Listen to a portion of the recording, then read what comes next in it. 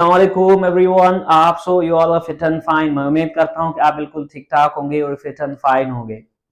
So guys, welcome to my another precious topic. आज हम फिर से एक जबरदस्त लेक्चर के बारे में पढ़ने जा रहे हैं। आज मैं आपको कुछ पॉजिटिव टेंस के बारे में पढ़ाने जा रहा हूं कि पॉजिटिव टेंस क्या होते हैं और कौन से होते हैं।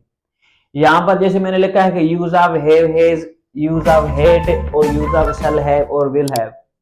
ये गाइस बहुत इंपॉर्टेंट चीज है। आज का जो लेक्चर है ना वो बहुत कमाल का है।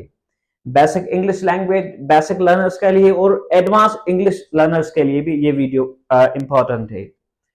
जैसे आप सबको पता है कि हम हैव और हैज परफेक्ट टेंसेस में यूज करते हैं। Had, will have, shall have. Okay, have हम जैसे कि हम प्रेजेंट परफेक्ट टेंस में यूज करते हैं, हैड हम पास्ट परफेक्ट में और विल हैव और शैल हैव हम फ्यूचर परफेक्ट टेंस में यूज करते हैं, जैसे कि वो मैंने टेंसेस पढ़ा लिए हैं गाइस। बट आज हम इनको टेंसेस में यूज नहीं करेंगे। आज हम इनको ना प्रेजेंट परफेक्ट टेंस में यूज करेंगे, ना हम इनको पास्ट परफेक्ट में, ना हम इनको फ्यूचर परफेक्ट में। आज जो हम पढ़ने जा रहे हैं ना इन सबको, आज हम इनके पोजीशन के बारे में पढ़ने जा रहे हैं कि ये पोजीशन को भी जाहिर करते हैं, ये किसी मालकी को भी जाहिर करते हैं, किसी ऑनरशिप को भी जाहिर करते हैं। Use of have, has, had. ठीक है गाइस, ये आपको थोड़ा सा समझना। ये जो हैव, हैज है ये भी पोजीशन को जाहिर करता है, हेड भी पोजीशन को जाहिर करता है, विल है वो शैल है भी ये पोजीशन को जाहिर करता है, मींस मालकी को जाहिर करता है। अगर सर ये तीनों ही अगर पोजीशन को जाहिर करते हैं तो फिर डिफरेंस क्या है? वेरी सिंपल गाइस, आपको समझना ये जो हैव और हैज होते हैं ये पोजीशन को जाहिर करते हैं प्रेजेंट टाइम। हेड पोजीशन को जाहिर करता है, किसी मालकी को जाहिर करता है पास्ट टाइम में। विल हैव और शैल हैव भी किसी पोजीशन को जाहिर करता है बट आने वाले वक्त में, फ्यूचर टाइम में। ठीक है गाइस, अब अगर आपसे कोई भी पूछे, अगर आपसे कोई भी कहे कि what is use of have और हैज, तो आप कहेंगे इट शोस पोजीशन। यहां पर मैं डेफिनेशन लिख रहा हूं। इट क्या कह सकते हैं? It shows position. आप ऑनरशिप भी कह सकते हैं गाइस। ठीक है, आप क्या कह सकते हैं? पोजीशन, और आप इसको कह सकते हैं ऑनरशिप। ठीक है guys, means it shows position और ऑनरशिप। अगर आप हैवेस की बात करेंगे इन द प्रेजेंट टाइम, इनकी डेफिनेशन, ये जो डेफिनेशन ना सबकी सेम है, बट आपको करना क्या है? सिर्फ टाइम चेंज करना है। It shows position in present time, it shows position in past time, ये आपको नोट करना है। It shows position in future time, means present time में किसी को किसी चीज की मालकी जाहिर करते हैं, पास्ट टाइम में किसी चीज की मालकी जाहिर करते हैं, आने वाले वक्त किसी चीज की मालकी जाहिर करते हैं। I getting media? अगर आपसे कोई के हैव और हेज के सेंटेंसेस बताएं, वेरी सिंपल, इनकी कैसे मालकी जाहिर करते हैं। अगर मेरे पास पेन है, मेरे पास पेन है, तो अब आप बताएं मेरे पास पेन है तो प्रेजेंट की बात हो गई, तो मैं किस चीज का मालिक हूं? किस पर ऑनरशिप है? मेरी पेन पर। ठीक है, आपके पास मोबाइल है, आपके पास मोबाइल है। देखो ये जो सेंटेंस है और हेज का है, प्रेजेंट की बात है तो प्रेजेंट की बात हो रही है। अब सर ये जो आप उर्दू में बात कर रहे हैं ना सर, ये तो आप उर्दू में बात कर रहे हैं ना सर, हमें इंग्लिश में कैसे यूज करना चाहिए? वेरी सिंपल गाइस, आपको करना क्या होता है, हर टेंस में टाइप्स होते हैं, अफर्मेटिव, नेगेटिव, इंट्रोगेटिव और नेगेटिव। ठीक है गाइस, बट आपको यहां पर क्या करना है? देखिए, आपको अफर्मेटिव में आपको सबसे पहले सब्जेक्ट यूज करना होगा। सब्जेक्ट का मकसद जो आपका ऑनर होगा, सब्जेक्ट का मकसद है यहां पर ऑनर, जो आपका ऑनर जिसकी मीन्स किसी पर मालकी होगी, ऑनरशिप होगी। मैं होगा, वो होगा, अली होगा, सोहिल होगा, अब्बास होगा, इस तरीके के। ठीक है गाइस, उसके बाद आपको ये हेल्पिंग वर्ब यूज करनी होगी। कौन से हेल्पिंग वर्ब? हैवेस, अगर प्रेजेंट की बात होगी तो आप हैवेस, अगर पास्ट की बात होगी तो हेड, अगर फ्यूचर की बात होगी तो यहां पर विल हैव, शैल हैव। उसके बाद आपको क्या करना होगा? उसके बाद आपको रखना होगा, यहां पर ऑब्जेक्ट यूज नहीं होता, उसके बाद आपको यूज करना होगा ऑनरशिप, मींस पोजीशन जिस पर आपकी मालकी होगी। पेन पर, एकेडमी पर, बिल्डिंग पर, कार पर, किसी चीज पर जब हम यहां पर वो चीज रखें जिस पर हमारी क्या होती है? मालकी होती है, जिसमें पोजीशन होता है।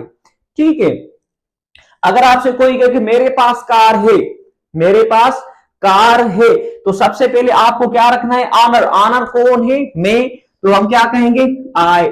उसके बाद यहां पर हैव या हैज, ठीक है, हैव या हैज, तो क्या कहेंगे, आई। आई के साथ यूज होता है हैव, मैंने टेंसेस में वो समझा लिया, आई हैव। अब उसके बाद ऑनरशिप, अब मेरी किस पर मालकी है, आई हैव अ पेन पर, तो यहां पर मैं क्या लिखूंगा, pen.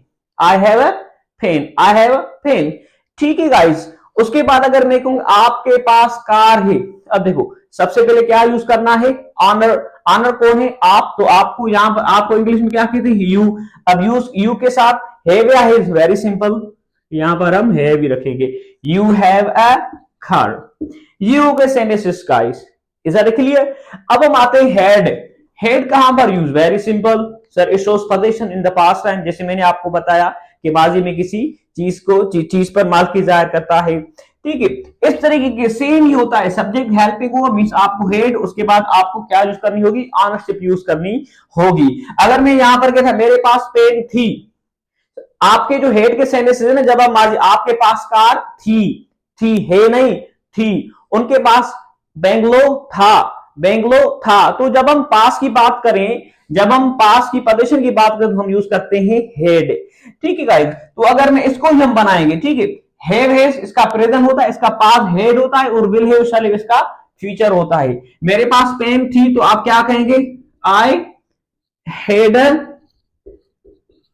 Pen, I had a pen. या अगर मैं आपके पास कार थी, तो क्या कहेंगे आप, यू हैड अ कार। अब देखो ऑनर, हमने यहां पर ऑनर हेल्पिंग वर्ब, हमने हैड, उसके बाद किस पर पोजीशन था, हम पेन पर था, ठीक है। Marks you had a car, are you getting that, okay guys, ठीक है। उसके बाद अगर हम फीचर की बात करें, वेरी सिंपल, हम अगर फीचर की बात करें तो आपको वही रखना होगा, सब्जेक्ट हेल्पिंग वर्ब, आपके विल शैल हैव, ठीक है, उसके बाद जिस पर मालकी होगी। अब फीचर की वो, आपके पास बेंगलो होगा, हमारे पास कार होगी, होगी आने वाले वक्त की बात कर रहे हैं, आपके पास 1 करोड़ होगा, ठीक है, होगा, है नहीं, था नहीं, होगा, तो क्योंकि विल है वो शैल हैव, जब हम आने वाले वक्त में किसी चीज पर मालकी जाहिर करते हैं, तो हम वहां पर विल हैव और शैल हैव यूज करते हैं। जैसे अगर मैं कहूं कि आपके, मेरे पास पेन होगी, मेरे पास पेन होगी, तो क्या कहेंगे, आई। आपको ऑनर हेल्पिंग वर्ब, कौन से विल हैव और शैल हैव, आई के साथ आप शैल यूज कर सकते हैं, I shall have a pen, I shall have a pen, I shall have a pen, ठीक है। उसके बाद अगर मैं, आपके पास कार होगी, you will have a car, you will have a car, आपको सब्जेक्ट, उसके बाद हेल्पिंग वर्ब, उसके बाद आप जिस पर मालकी होगी, ये तो हो गए। ये तो गाइस आपकी हो गई अफर्मेटिव। नेगेटिव बनाने के लिए आपको नॉट यूज नहीं करना होता, आपको सिर्फ और सिर्फ नेगेटिव बनाने के लिए गाइस आपको एन आओ यूज करना होगा। क्या यूज करना होगा, एन आओ, नो।